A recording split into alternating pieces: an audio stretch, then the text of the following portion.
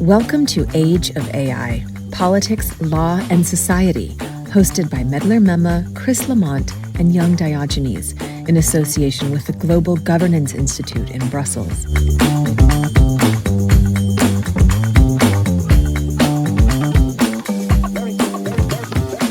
Welcome to Age of AI. I'm your host, Medlir Mema. Our guest today is Matt Van Itallie, the CEO of Sema Software, a company that has revolutionized software analytics and code monitoring, analyzing over $1 trillion worth of software to date. Matt has been at the forefront of AI innovation, creating tools like the GenAI Code Monitor and Generative AI Bill of Materials, shaping how tech leaders approach software risks, AI development, and CTO leadership. Today, we'll dive into the challenges and opportunities in managing software development, the evolving role of CTOs, and how companies can navigate the rapidly changing technological and geopolitical landscape. Matt, welcome to Age of AI. Thank you so much for having me. I am really looking forward to this conversation. Well, likewise. And we had a short conversation off air, and I suggested that maybe we should have recorded that. But hopefully we'll reproduce, we'll catch that kind of lightning in the bottle once again. But as I mentioned, Matt, I have a lot of material. So let's see how effective and efficient we can be with this. But let me just get to something like that kind of origin stories. As I mentioned in my introduction, Sema Software has become a leader in software analytics. And one of the numbers that kind of pops out when it comes to me is just that your company has analyzed over $1 trillion worth of code. So first of all, what does that mean? And second, how did you build this foundation? What do you think makes Sema's approach unique compared to other tools in the market? Sure. Well, thanks again for having me. I know it's going to be just such a good conversation. So when we say $1 trillion worth of code evaluated, we're talking about the enterprise value of the organizations that have made that software. So a frequent way that Sema gets involved is during technical due diligence, buying of companies that have software assets, whether it's a software company or pretty much any company relies on software today. And so if a company was purchased for $10 million and another purchased for $10 million, that's $20 million. And you add them all up, as of, let's say, the summer, we were at $1 trillion, and now we're at $1.5 trillion. So it's really been a remarkable journey. What I would say, we try really hard to listen extremely hard to our customers. And I'd like to think we did that from the beginning. There are almost an infinite number of tools, of analytics tools for developers, certainly thousands of excellent tools. There's easily hundreds, probably at least 1,000 excellent engineering manager tools. But when it comes to tools for the chief technology officer, especially for her to manage across the C-suite and up to the board of directors, we really felt like there was a gap. I felt like there was a gap when I started thinking about building something like Sema in 2015 and when we actually launched in 2017. And so really thinking hard about what does a CTO need to be successful across and up? I like to think one of the things that we're unique about Sema is that we are heavily oriented around a Soren Kierkegaard quote. Maybe there's many, maybe there's another one out there, so call me, we should probably merge. And that I was in education reform before I did software, and absolutely one of my favorite quotes of all time is, to be a teacher, you must begin by being a learner and understand what your audience knows and does not know. And I think that's great advice as a leader, as an organization, but also building software and products, because the whole point is to solve a problem. There's a job to be done, and you got to be really careful and specific about what is the job to be done. In this case, the job to be done is how can the head of engineering communicate effectively with finance and sales and the board of directors, and how can they communicate back so that what the engineers are up to is in alignment with the rest of the organization. As you may have seen, I'm not a coder. I'm not a professional coder. I started this business because it seemed really hard to understand what the engineering organizations were up to, and I saw that confusion in the C-suite and the board of directors. So we really have as our North Star bridging that gap. How do we make code understandable to non-technologists while also still being defensible? I mean, the results still need to be accurate and precise for the technologists. Oh, wonderful. Let me ask you a follow-up to this. There's a recent study by McKinsey that found that actually companies with higher levels of software development maturity outperformed their peers in terms of revenue growth, product quality, innovation. Were there similar correlations then as you looked at this data that could influence how companies prioritize software development practices? Yeah, it's the expression, it's software is eating the world, and we're barely there. And there's so much more technological automation and technological innovation that's possible, which is kind of crazy given how much more automated many of the systems are. We still have a long way to go on that journey. Software just has some extraordinary principles that, in particular, once you get it right, the marginal cost of spreading it and sharing it is extremely low. And so you're able to build something that is extremely useful and extremely shareable in a way that's really not true for any other part of a business or an organization. And so when you can do it right, it absolutely makes sense that if you're particularly good at it, you really have a competitive advantage over other organizations. Right. Yeah. One of the thoughts that keeps coming back to me as I think about this, the amount of data that you're constantly just getting at. I mentioned 1 trillion, now it's $1.5 trillion worth of analyzed code. The thought that comes to me is that you're actually seeing a unique snapshot of how humanity builds digital systems. What has this taught you about human nature and how we approach complex problems? Yeah, I love that question. So when I started this journey, I really wanted to know about the code and what was going on in the code. And the careful audience listening may hear that I talk about that we offer comprehensive code base scans, not code scans. And why is that? Well, after years and years and years of collecting this data, and you think of it to your audience, I'd liken it to a home inspection, at least in the States, in that it's frequently done during the buying and selling of either a house or, in this case, a software company or a company with software assets. And like a home inspection, it's very comprehensive. If it does the plumbing and the electricity and the floor and the foundation, we do security and intellectual property risk and code quality and all those things. It turns out, after all of our research, that the number one indicator of whether or not a code base is healthy, you see where I'm going, this is the way I've led it. All right. It's not about the code, it is about the retention of software developers. Because, I love this expression, I really think it works, having code but not having the coders who wrote it because they all quit because there's a lot of turnover is like having a half-written novel without the novelist. Because code, like a half-written novel, still needs to be finished, except, of course, code never finishes. There's always a package to upgrade. There's a security risk to deal with. There's a new feature to build.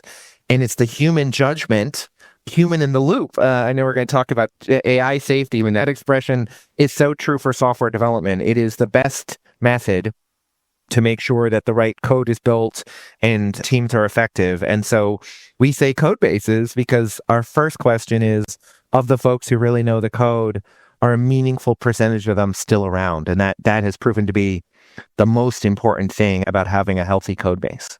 So just on this, maybe one more second, and I want to move to GenAI, but just, one of the concerns that I've had going back to, 2007, 2008 financial crisis, that in the aftermath, a lot of the analysis was one of the reasons why we ended up with that kind of financial crisis, with the kinds of amoral or immoral decisions that were made from the financial sector with regards to loans, subprime mortgages, and everything else, had to do with kind of the corrosion and erosion of values across various MBA programs. And as you're talking about now, about the importance of the coders, right? Not just the code, but the novelist who is telling this story. One of the things that comes to mind that I'm especially concerned about, I've had this conversation with colleagues as well, is whether we're doing enough to also train these coders, not just in the technical aspect of code writing, but also the ethical kind of underlyings, the impact that this code will have in society. What's your assessment of that? And maybe this kind of derails a little bit, but kind of your answer provoked my question. Do you think we're doing enough in that direction? And if not, what more can be done? Yeah, I definitely accept the premise of the question. And whether it's coders or any professionals or really any humans, we all have the opportunity to make more or less ethical choices every day. I am incredibly lucky to have been part of a Boy Scout troop that was really formative in my ethical development. I know you're very familiar with Robert Putnam and Bowling Alone, and I think regardless of the profession,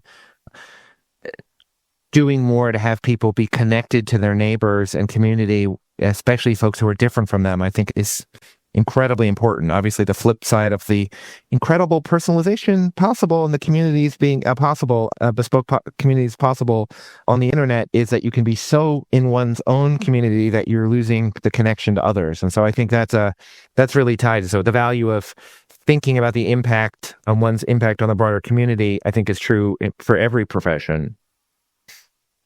I'm sure this is not super novel, but I really believe the more opportunity you have, the more obligation you have to make ethical choices. And coder, in many places, really have a lot of opportunity to have a lot of choice. It can be a very lucrative job with a lot of options. As a society, obviously, we want to encourage engineers to be working on projects that they're either socially neutral or socially good or not that socially negative.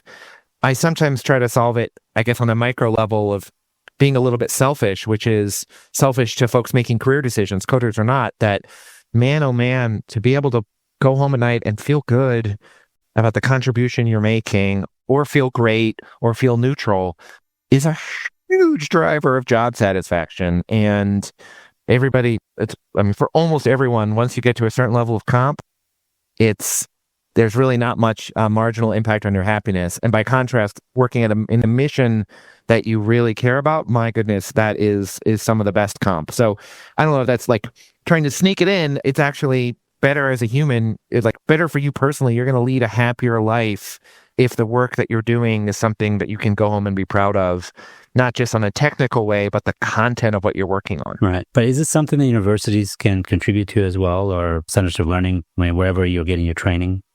Do you feel that that's something that we should insist on, or is it something that you bring in because, as you said, as a human, that's something that you just that's where you find value? I was just at dinner with some colleagues this week, and we were talking about our dream jobs if we weren't allowed to do whatever we were doing today. And my answer, which I've been thinking about for a while, is I think it would be incredibly fun to run a graduate school for soft skills, right, for mediation, for negotiation, for decision making, and so forth. And I dream about that. And to some extent, as a CEO, I try to run a little bit of that, of teaching folks that. I am skeptical. It doesn't mean it's not. I think you can learn about ethics. You can certainly learn about philosophy and develop philosophies in school. But actual ethics, I am not persuaded that you can really learn ethical choices outside of living your life. And I certainly could be wrong, but the choice in a group project, are you going to pull your weight? What are you going to do about someone who's not contributing? How hard are you going to study? And are you going to crib off of somebody else? You can use AI to help. And then into work and into life. Reading about ethics, I think, is incredibly interesting, but I think I'm skeptical that it actually has an impact on whether or not you're an ethical person. And I think it comes to just the values both the experimentation in work and extracurriculars in school, but then also whether or not you're part of high integrity cultures or low integrity cultures. I think that really, culture is a meme, is a virus, it travels. And so do you professionally grow up in places that are ethically driven or not? So yeah, I guess long story short, I'm skeptical of the school of education's place other than opportunities to have ethically grounded situations. What do you think? Do you think it's possible? And if so, what kinds of I agree. Work to teach ethics? Well, I think it is. And I think the question, I think that you can teach ethics properly and hands-on in a university setting. At the end of the day, that's what, you think about coding as well, right? It's not about just being taught how to do it, but also putting that into practice. That's when you develop the skills. You can develop the skill of making ethical and moral choices if you as a student are given the opportunity to, in fact, put that into practice. You're presented with challenges, you're presented with opportunities, working in study groups, right? finding ways to coming up with common. So I'll give you one example for my senior seminar, which is on AI and global governance. With my students, what I do is at the first or second week of the semester, we sit down and we talk about the impact of AI in higher learning. And this is a research senior seminar, right? So they're going to write a long paper, and the temptation to use AI is quite significant. And so then how do I kind of train them, and how do I move them in a direction where they can use it as a collaborator but not as the main author, right, of that paper? Then we discuss the various kind of approaches, the good, the bad, and the ugly of kind of generative AI. And then I ask them to come up with a code of conduct as students that will guide them for the rest of the semester. And so I do think that it is possible to flip the classroom, right? And this would be that kind of setting where students then are presented with these challenges. I love your Putnamian, is that a word? Putnam-like approach to this about the importance of community, the importance of diffused trust rather than kind of like this very vertical, rather horizontal type of relationships. And I think ultimately that is the solution. So it's the kind of society that we built and the values that undergird that society. But I think education is part of that structure, right? It's one of those areas that Putnam would argue, right, we all come together in, but then we also have the bowling leagues, and then we have the bird watching societies, and we have the soccer leagues and everything else. But I don't think the schools should be removed out of this. The reason I asked that question, and we really need to move on, I told you, this is going to be a long conversation. But the reason I asked that question, because I've had these questions with my colleagues in the data science or computer science kind of department. And then I asked them, I said, what is the training you give? Because I am really concerned about these people, right? That they are the ones setting what the algorithms are going to be. And if they are not motivated, especially at an early stage in their career, where compensation is important, right? Where status is important, where career advancement is important, and where they may be tempted to cut corners. I want them to have at least some modicum of like ethical training where they're like, wait a second, there are some serious considerations here. Because one of the things that I've learned is especially people in particular disciplines are not as given to think about certain questions that people in other disciplines, right, consider important. And so I think it's important to have this kind of cross-disciplinary, interdisciplinary type of conversations where we are questioning this question of what it is to be a human and what impact technology has on society, on healthcare, on privacy, and everything else related to that. So that's kind of like my take, and that's how I come into it. Yeah, I love the idea of teaching ethics through practice and through the participants, the students themselves putting a stake in the ground. I think that's exactly right, because to be ethical is to have an internal standard that says this is who I am and this is who I am not, and to have alarm bells go off when you're getting close to that line or crossing that line, and practicing. There are different sets of ethical behavior in different circumstances. I'm not a full postmodernist, but there are certainly some situational values, and practicing, okay, this is what's right in this circumstance. I mean, the obvious one that group work is ethical in some situations and is unethical in others, at least in academic settings.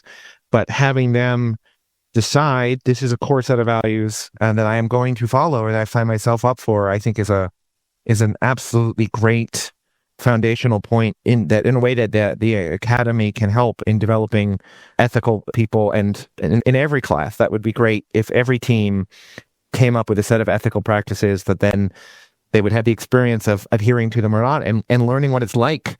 I've been in places where the values as stated are not the values as practiced, or the values as stated, there's an exception for the C-suite, which means, of course, they're not really values, or one of the values is the C-suite doesn't, the ethics don't apply. And those lessons about how consistent the ethics are, the values are, is itself a lesson about what does it mean to be an ethical person.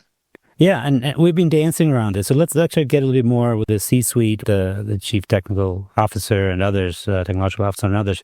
So I want to talk about these interrelated issues of impact of Gen AI, both in terms of AI's role in the C-suite as well as tech due diligence. Like how can we assure that, and this is where a lot of what your work, by the way, is also focused on. So maybe some examples there as well. But generated code, which ironically, now we're co-piloting, to use the Microsoft version, but the coders are not really the only writers of the novel here, because AI supposedly may be replacing them, or at least part of that task.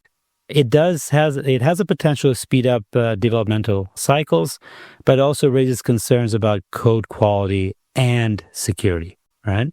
There were several studies, I think, about developers using like AI tools like Copilot in their workflow, but only about 15% of them fully trust AI-generated code. And so given your experience, how can CTOs actually address this trust gap and integrate AI safely into the development lifecycle? Sure. Well, first thing I'd say is I agree with the 85%. I trust GenAI generated code as a starting point, but you've heard me say it before, and I'll say it again. The human in the loop is incredibly important. At Sema, we are absolutely bullish on the role of generative AI code for the benefits it brings to organizations and the benefits it brings to individual contributors, the ability to get to spend more time thinking about how to solve the problem than having to do the menial grunt work that can now be solved through AI. But GenAI code comes with risks. And, we see four: definitely code quality, definitely code security. Intellectual property risk is a third. These are all overcomable risks, but they most certainly need to be managed. And then, as you said, since we spend so much time in diligence, there's a fourth category of exit risk, which is fascinating. And listeners, we were talking about Blade Runner and futuristic scenarios. This one is so fascinating to me, and it's happened over the last year. Companies now inspect how much of the code was written with GenAI, and if there's too much, they start to wonder whether or not there's real value in that technology. Mm-hmm. And an extreme example, if you were thinking about buying Acme Software Co., and you looked at the code and it was 100% prompted, people gave it the instructions, gave an LLM instructions, and the LLM wrote it. Well, your first question should be, well, can't I do that? Can't I make that code myself? And it lowers the value of the intellectual property. Now, it also speeds up the rate at which that code could be producing something of value. You should be able to, it's certain to be true, you can build products a lot faster. So the company could be producing better commercial outcomes faster at the expense or at the trade-off of the code being less valuable on the way. So that exit risk is already here.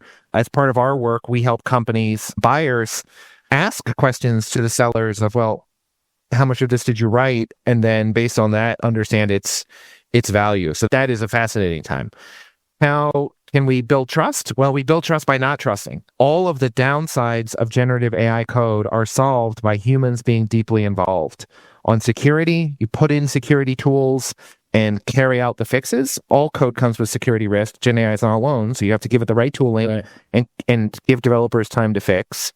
Code quality, absolutely, there is no substitute for code reviews, for fellow developers looking at the code, as well as oneself, and making sure it makes sense, it's logical, it's not hallucinating, etc., on top of any tooling.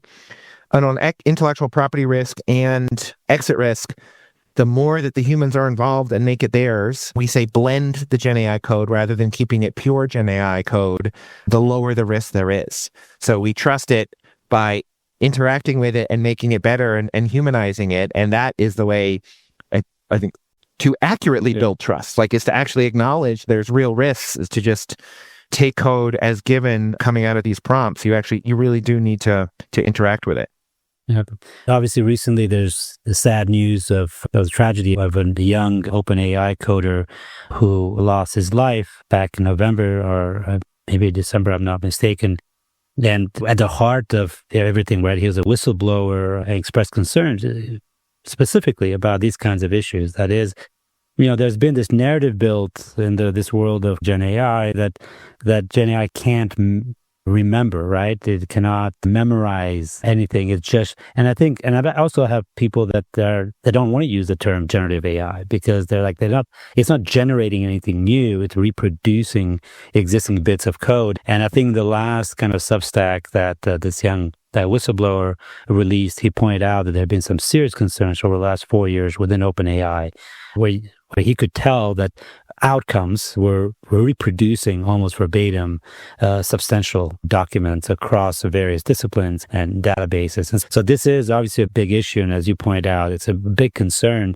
How can C-suite, I think you've addressed this a little bit, but how can C-suite executives address these concerns while promoting innovation, right? So you want to take advantage of what this can provide, but what do? You're a CTO or any other executive. How do you get around this?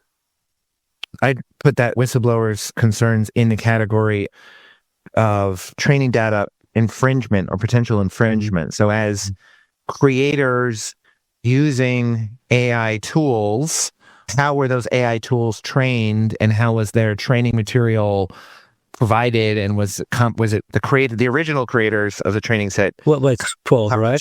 It's twofold, Matt, because yes, it's true. It's obviously plagiarizing was being trained, so there's an issue of copyright protection, but there's also the issue of plagiarizing because the output also seems to mimic a lot of what was on the input side. And so there are two elements of it. It's not just on the copyright side, but it's also on what then the end product looks like and who has the copyright on that as well. Yeah. I do think from the C-suite's perspective, it comes back to ethically sourcing. So picking tools where the supply chain of what information got into it. To your point, did it infringe on those materials, and then did it plagiarize those materials, is an extremely important question. And they're picking the right tools that in the coding world that don't train on open source code that has impermissive, I say that in a negative way, that they just don't want their code to be used in that way. So certainly the area of the code of GenAI for Code, which we know well, there are organizations that LLM providers that help you have an ethical upstream supply chain. And so I think that's number one. Number two, really helping the organization having a real lived code of practice that's not based on do this because I told you, but to actually get to know the why behind it. I think having employees understand, or colleagues or friends or family or anyone know the why is always a good idea, but maybe especially if you're trying to get coders to do things whose job is to figure out new, novel ways to innovate and optimize, you really want to make sure they understand why these things are important so that they're not building a shortcut, they're not gaming the system, whatever, because coders are so smart. You want them to know the why so that they go back to those better decisions. A really good example of that, and I hope anyone in the C-suite who's listening, for the love of goodness, let me just speak to coders for a second. You must give your coders access to at least one enterprise grade tool for coding. Enterprise grade meaning that your data is not being used to retrain their model. There are many high quality tools with that kind of restriction. You must give your coders access to at least one of them, because if you don't, they will be using tools. It's so powerful, they'll be using their own tools instead, and that is really not healthy for the business. And so again, before you ban it, well, in addition to banning it, you should be explaining why that using a tool that lets you retrains on your data is like posting your code to the internet. It's really not a good idea. I guess the last part, and I don't know it's about ethical use so much as it is good use. I just cannot stress enough, if you are listening to this podcast, you need to be spending 1 to 5 hours a week, and I really mean that, experimenting with how GenAI can improve your life, improve your learning, improve your workflows at work. There is almost no knowledge work that cannot be improved by interacting with an LLM. And the only way will know how to do that is experimenting. I'm probably on my 200th experiment. The first was writing limericks just to see what would happen.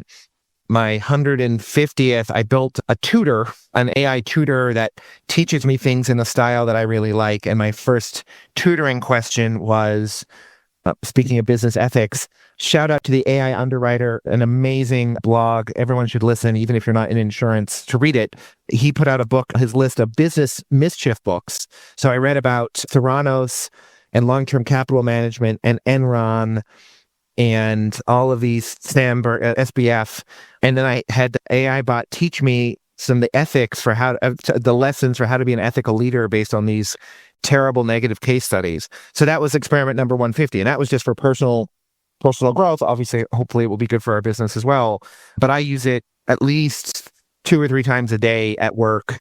And there's no substitute for going in and playing with it. And I do mean play, because you're going to learn a lot from it from doing it. I'm much more concerned about C-suite not using it enough than I am for them constraining that it's used in the right way or the wrong way. As long as you give everyone an enterprise-grade tool, we're just in such a experimentation mode, especially for the most senior leaders.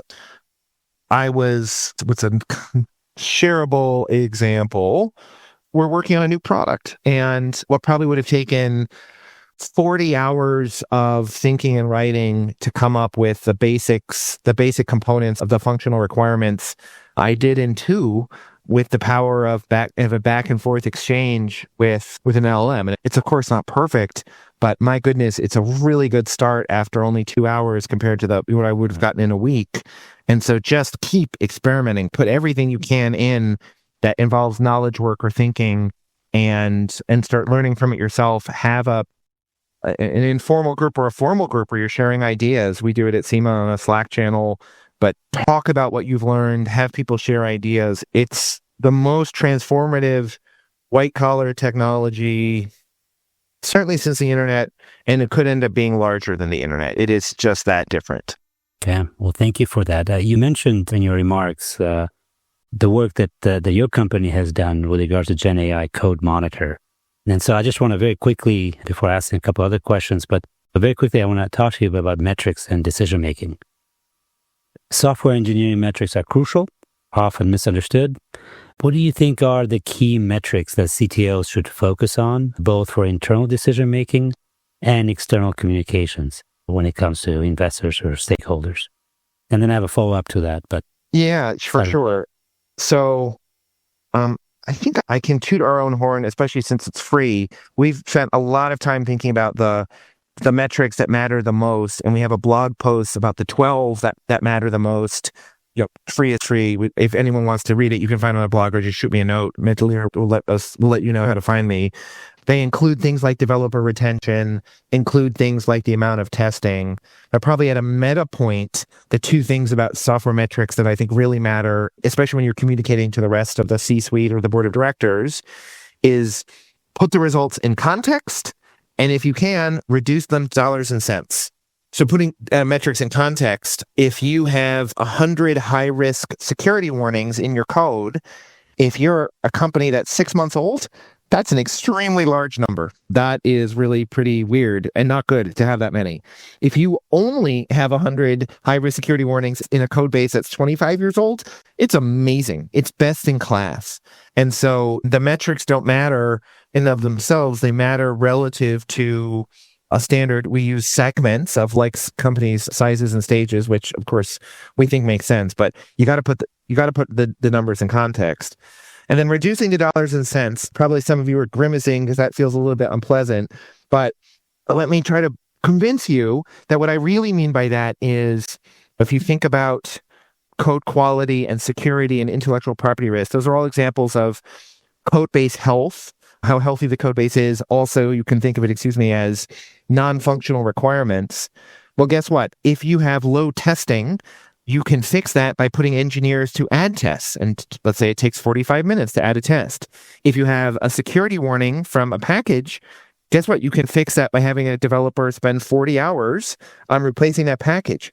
Well, guess what we just did? We converted from these different measures of health into a standard measure of developer time. And then we can go a step further and take into account how much the developers make. And then you have a financial cost to remediate that is really understandable to other people. They don't have to know anything about unit tests or refactoring or CVEs. They just need to know, wait, you're saying that we're substantially below average, and for 3 developers, it costs $300K US, we're going to get to medium grade? Well, let's do that. All of a sudden, again, back to that Kierkegaard quote, you're explaining things in a way that they understand. They understand dollars and cents. In my mind, it simplifies like a good model. It simplifies without missing the truth. The truth is you have to do those things that underlie it, but it still presents the result in a way that's understandable to others. Well, thank you. Speaking of quotes, there's a quote that it can be offensive in the wrong company. Figures don't lie, but liars figure. So this is whenever I approach like any kind of data, any kind of measure that feigns subjectivity, I always remember that because there's can be challenges, right? It can be presented, information presented in a way that may seem authoritative, but underlying it, there's some rotten indicators perhaps. And so the promise, transitioning from that to metrics, the promise of metric is objectivity. There's a sense of like, here are the metrics, here's the outcome, we now know, we move on. But I do fear they can create perverse incentives. So what do you think are the most dangerous ways you've seen companies misuse software metrics, even with the best of intentions? Yeah, I'm a bit of a broken record, but number one thing is to not lead to a conversation, is to somehow think that the numbers themselves are the end all be all. So I'm a sales leader at Sema as part of my job as CEO. Generally speaking, the more sales calls, if you want to call it that I make, the better. The more deals I close, the higher dollar value, the better. Again, there's some constraints, Right. but generally speaking, more is better. Let's take code metrics. Number of lines of code written. Should it be up or should it be down? It totally depends on the context. Some of the best engineering work is simplifying, is removing code.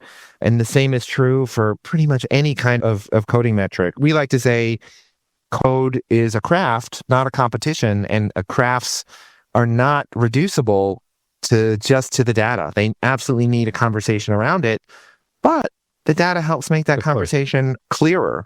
We noticed that unit testing was, GenAI. We noticed that your GenAI code usage was 3% for the last year, and some cases 10% in the last 3 months, and in some cases 3% in the last 3 months. So flat. Tell us the story, tell us the decision, tell us the choices. First, make sure that the data is right, but assuming it is, tell us the story that led to a flat GenAI usage or increasing GenAI usage. So I strongly do not believe you can create metrics and then walk away. I did this with teachers and principals and trying to improve student learning. And so I am very trained in the limits of data by itself, but as a starting point of the conversation, it's incredibly powerful. Well, thank you for that. I want to, I say wrap it up, but I still have a lot of questions. But let me see, as we get closer to the end here, let's turn our attention to kind of like the present and the future, the regulation, what's going on in the United States and globally. But before we get into the politics of the matter, maybe one last kind of technical question that has to do with future trends in software and AI. So looking ahead, what do you see the most significant changes occurring in software and AI development over the next 3 to 5 years? And then how can companies prepare for these changes? And where do you think Sema, what role does Sema play in shaping that future? Yeah, so I'm a historian by training, and when in doubt, I try to look at historical trends and assume that history will continue because it sometimes does, but at least it's a start. Well, some historians have a cyclical view of it. So, I mean... That's true. So you can't always, right, it's not always linear or heading in one direction. That said, if you look at the history of automation of software, beginning with punch cards, if you're listening, you don't know what a punch card is, look it up. That's how my parents coded back in the day. From punch cards to version control systems to open source code to IDEs to GenAI, tools that made it easier and easier for developers to do more on their own. I did a very rough benchmarking that I'm not going to have the numbers exactly right, but something like 1,000 software engineers were working on the mission control for the Apollo missions in the 60s.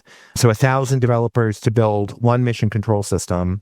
And then for SpaceX, there are 100 developers building 10 systems, something like that, suggesting before AI that each of those developers was 1,000 times more productive than developers in the 60s. I do actually think that's right. If you have studied what it was like coding back in that time and how much more you can get done just by pulling down a library from open source, etc.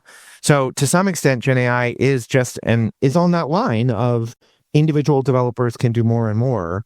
It's just that line is now accelerating, or the trend is accelerating, and individual developers are able to be even more productive.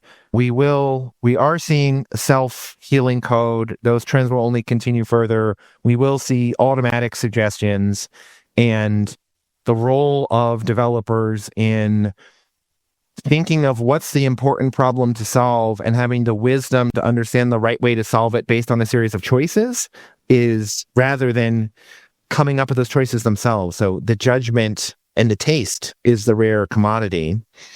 From Sema's point of view, we certainly do believe that transparency, an ingredients list of how much code was written by a human, how much was written by GenAI, how much was written in Blend, will become extremely important. Just for analogy's sake, it matters already for open source.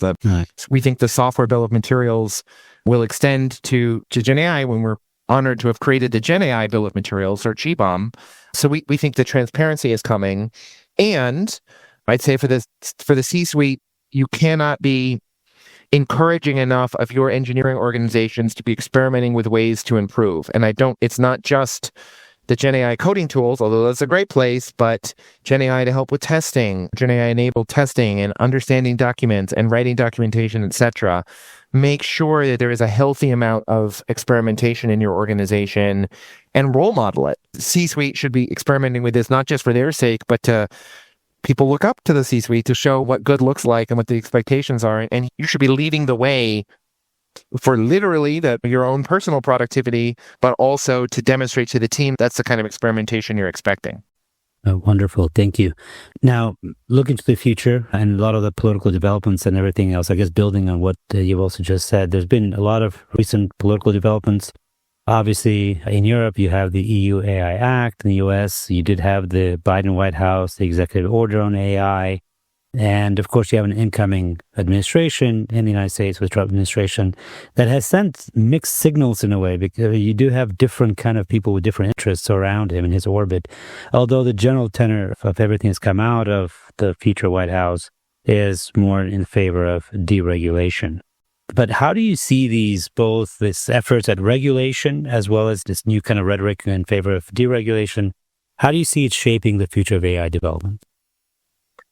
Yeah, I certainly am, would not consider myself a policy expert, maybe at best a hobbyist, a passionate hobbyist, but a hobbyist.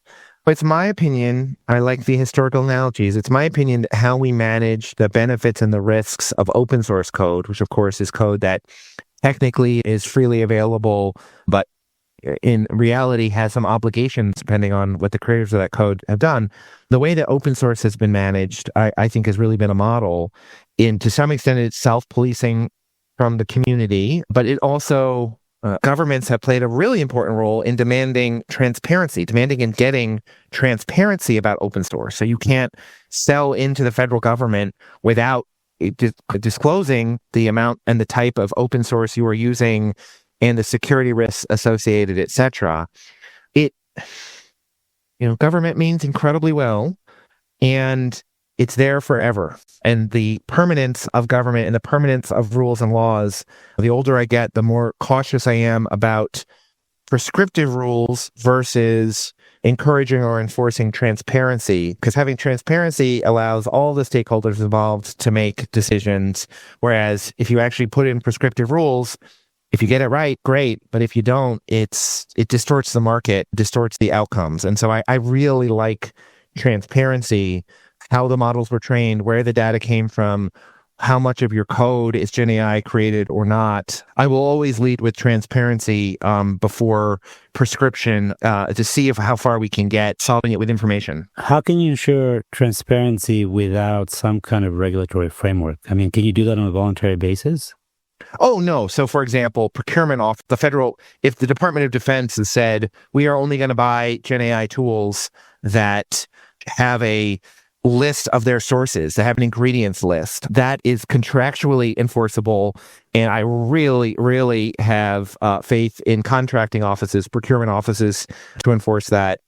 Similarly, insurance companies have decided that certain kinds of transparency is a requirement. Those are commercial examples. Of course, they have to be backed up with a legal system so that when terms are broken, it's enforced. But saying, as an example, I would much rather require companies to accurately disclaim the contents of their GenAI models than say what must be in those models, because of course, great minds disagree on the optimal regulatory strategy, but I'm very conscious of how regulation can frequently not be correct. I'm reading a lot of motivated recently by the NIMBY movement and the benefits of trying to reduce housing restrictions, and for incredibly good reasons and good intent. It seems like we have an extremely suboptimal system for housing, as an example. So that's on my mind as I think about regulation of AI. I'd like to see how far we can get with information sharing before we get to other forms of prescription. No, I appreciate that. I'm going to still engage you with the speculative aspect of this stuff, because now it's in my world, right? World of politics and important security questions. But there's been a lot of geopolitical tensions, particularly between the United States and China. Let me kind of ask you a first question, then I have maybe one or two follow-up questions. But how do you see these issues impacting global supply chains, especially with regards to AI technologies? I am honored that you think I would have something to contribute to that conversation. So I guess I'd say I do believe that countries where there are free and fair and open elections are meaningfully better for their citizens and for the globe than countries that are not run with free and fair and open elections. And so, countries that are part of the coalition of democracy, I do think the more risky the technology, the more important it is that they have their own independent access.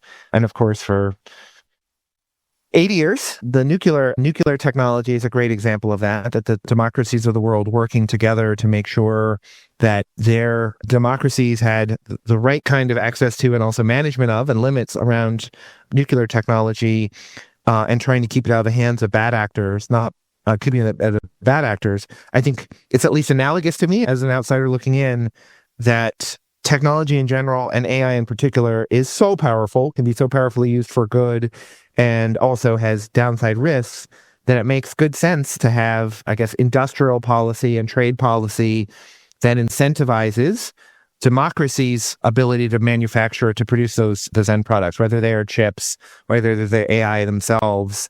It is as important as nuclear technology. I mean, it does behoove, would be my vote for America with its allies, but certainly America, one way or the other, to be able to have access to what it needs without having to rely on non-democracies, I think is a really sound. You see my Boy Scout heritage. I really am a strong believer in democratic rule. And so making sure that incredibly important assets throughout that supply chain, whether it's chips, whether it's AI itself, can be provided almost entirely by democracies, I think is a really good precaution to take. Okay, well, let me kind of bring at the end like this a little bit closer to home, but still staying on this topic. In light of these geopolitical tensions, what role do you think software analytics and tools like Sema Software may play in ensuring security and resilience of tech operations in an interdependent yet volatile political system? Yeah, so certainly the incredible work that software security and software supply chain providers have is incredibly important. Bad actors, whether they're state actors or non-state actors, are actively messing with democracies and with companies and government agencies, public, nonprofit, etc. And so my first instinct is to just give huge thanks to the cybersecurity community, to the security community for fighting against bad actors wherever they may be. I do also think that the folks who work on software supply chain deserve big kudos as well, because while one of the big questions is how much open source you're using, there's certainly a geographic component to code composition that really matters.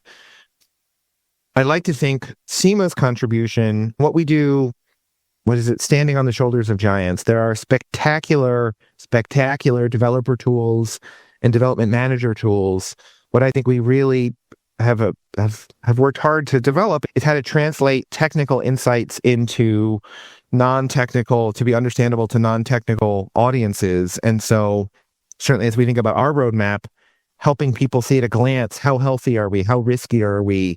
You think about a credit score in the States and how clear that is about a single number that tells the story. Thinking about reducing, I don't mean in a negative way, I mean in like the purest mathematical, theoretical way of simplifying it with integrity. I think companies like Sema, and I'd like Sema to lead the way to be able to make the risks and the benefits of code really understandable, not just to the coders, but to C-suite and to other important stakeholders. Well, Matt, thank you. I think that was a fantastic answer. I think to end this, for me, very stimulating conversation. I really appreciate your time and everything you're doing, and appreciate the time you took to talk to us and to our listeners. I had a great time. By all means, if any of you would like to continue the conversation, you can find me at MVI, Matt Van Itallie, MVI at semasoftware.com. We have all these blogs, all these topics you're welcome to read, and just honored to engage in such a discussion of ideas. So thank you very, very much for having me. Well, thank you. And thank you to our listeners, of course, for joining us today. That's it for today's show. Join us again next time for another discussion at the intersection of law, society, and politics. Until then, stay human.